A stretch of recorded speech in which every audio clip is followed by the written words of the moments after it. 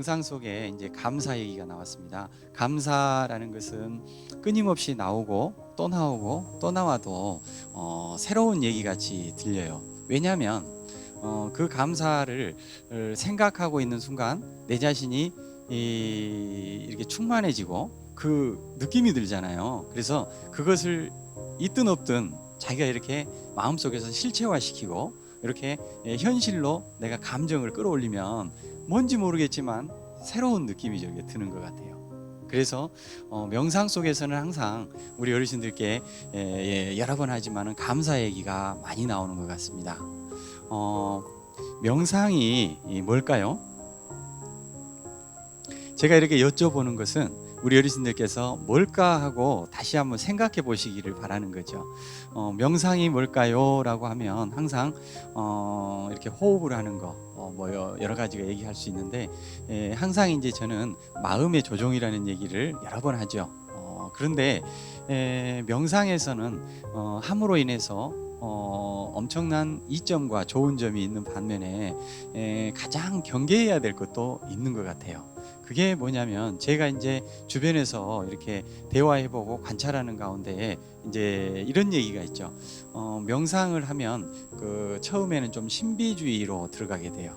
그래서 그 마음 속에서 뭔가 눈에 보이는 게 있거든요. 그래서 그 보이는 것들을 내가 보이지 않는 세계에 대한 그러한 것과 연결된 어떤 신비적인 것, 그리고 남들이 보이지 않는 세계의 그 피안의 세계를 읽고 와서 그러한 어떤 신비한 능력을 이 세상 가운데 적용을 해서 내가 여기에서 많은 이제 명예와 부를 얻는 이런 어떤 영화도 나오잖아요. 그런 것처럼 명상 속에서 가장 제가 보기에는 경계해야 될 것이 그런 것 같아요. 그게 해서는 안 된다는 얘기도 아닙니다. 단지 그것에 집중을 하게 되면 명상에서 진짜 얻어야 될 것을 잃어버리는 것 같습니다. 그거는 뭐냐면 바로 감사를 잃어버리는 것 같아요. 명상을 해가지고요, 이렇게 있다 보면 어느 정도 경지에 올라가면 누구나 겪게 됩니다. 빛을 보게 됩니다. 그 빛은 이 전구와 태양이 아니고요, 색깔이죠. 이 눈을 감고 있어도 보여요. 근데 그 색깔이 그냥 색깔이 아니고 빛이 납니다. 검정색이 빛이 안 나야 되잖아요. 그런데 이 명상 속에 눈을 감고 그 빛 속에는 검정색도 빛이 나요. 그리고 파란색도 파란색이 아니고 그 빛나는 파란색이에요. 그러니까 조금 그 느낌이 아주 다르죠. 그러니까 그런 경험을 하는 것이 초기 단계부터 해가지고 여러 가지가 있는데 그 가운데에서는 어느 순간에 밖에 가가지고 내가 여기 몸은 여기에 있는데 다른 데 가서 새로운 그 세상을 보고 오고 와서 이제 그것들을 얘기하고 그러면은 사람들이 놀리기도 하고 이럴 수 있죠. 그런데 거기 가운데 복권 번호를 보고 왔다. 또 이 집을 사야 될 건가 말아야 될 건가 이런 걸 보고 왔다, 이런 게 있죠. 근데 그런 것들이 저는 나쁘다 좋다라는 의미가 아니고요, 그런 것에 치중하면 절대 원래의 명상의 목적하고 완전히 달라진다고 생각을 해요. 그래서 우리 어르신들께서 뭐 그런 생각하실 분도 있을 수도 있고 없을 수도 있지만은 중요한 것의 목적은 명상의 목적은 감사, 그리고 편안함, 그리고 우리가 원하는 안정감, 그리고 이것들이 지속되는 것이죠. 영원한 평화, 자유, 이런 것이 바로 명상이 아닌가 생각이 됩니다. 우리 어르신들께서 이제 감사라는 것이 뭔가 하는 것을 우리가 예에서 많이 들었습니다.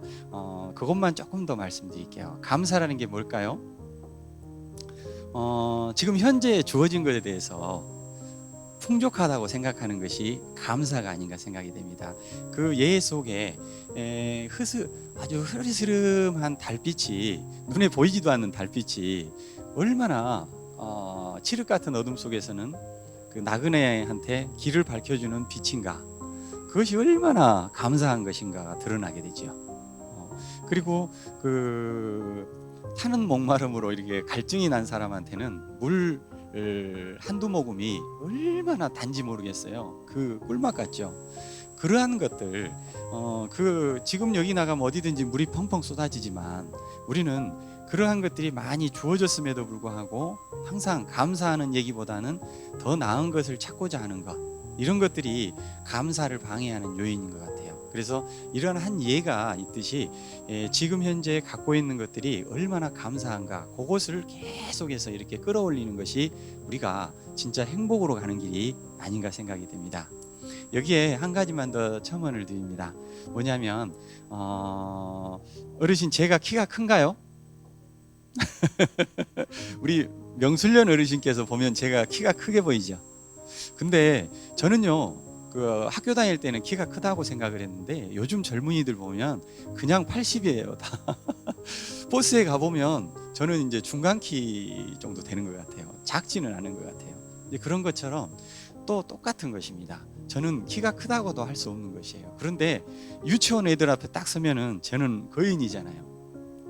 역시 모든 것은 비교해서 우리의 크기가 나타납니다. 예를 들어서 이 수첩이 있는데요. 이 수첩이 작잖아요. 근데 개미가요 밑에 딱 붙어 있어요. 개미가, 이 개미가 이 수첩을 어떻게 볼까요? 우리가 63빌딩 앞에 딱 앉아 있으면 끝을 보려면 허리를 이렇게 보여야 됩니다.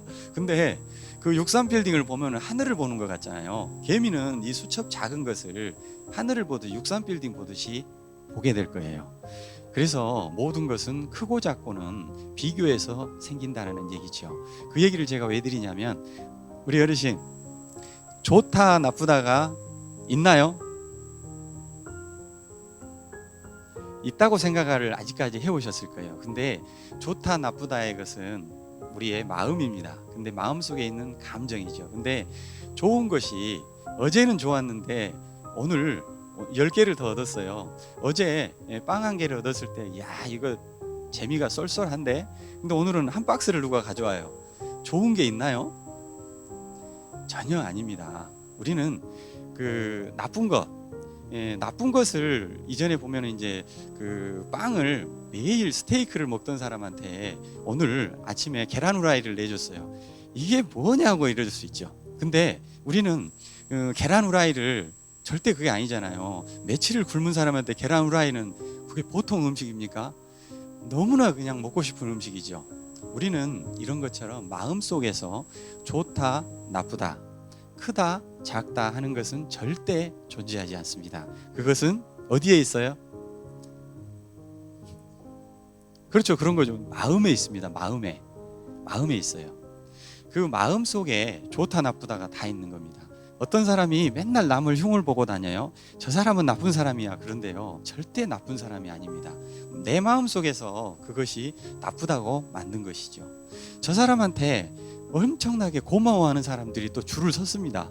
이거는 누구도 알 수 없는 것입니다.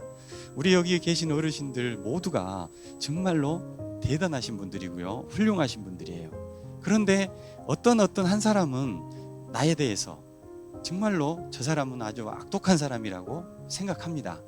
중요한 것은 마음에 있다라는 것입니다. 제가 우리 어르신들께 왜 이 말씀을 드리죠? 감사라는 겁니다. 감사의 기준은 어디에 있느냐? 비교의 개념 때문에 다른 게 생긴다. 비교의 개념이 아니고 우리는 계속 현재에 가지고 있는 것을 감사로 이렇게 전환시킬 수 있는 그 능력을 우리 어르신들께서는 갖고 계십니다. 오늘 금요일 하루 출발하시면서 매 순간을 볼 때, 사람을 볼 때, 주변에 음식을 볼 때, 나무를 볼 때 그 감사의 마음으로 전환시키는 그 노하우를 오늘 우리 어르신들께서 다 가슴에 담고 매 순간순간 선택하십시오. 그리고 행복하셨으면 좋겠습니다. 저도 오늘 우리 어르신들과 함께 매 순간 감사를 선택하겠습니다.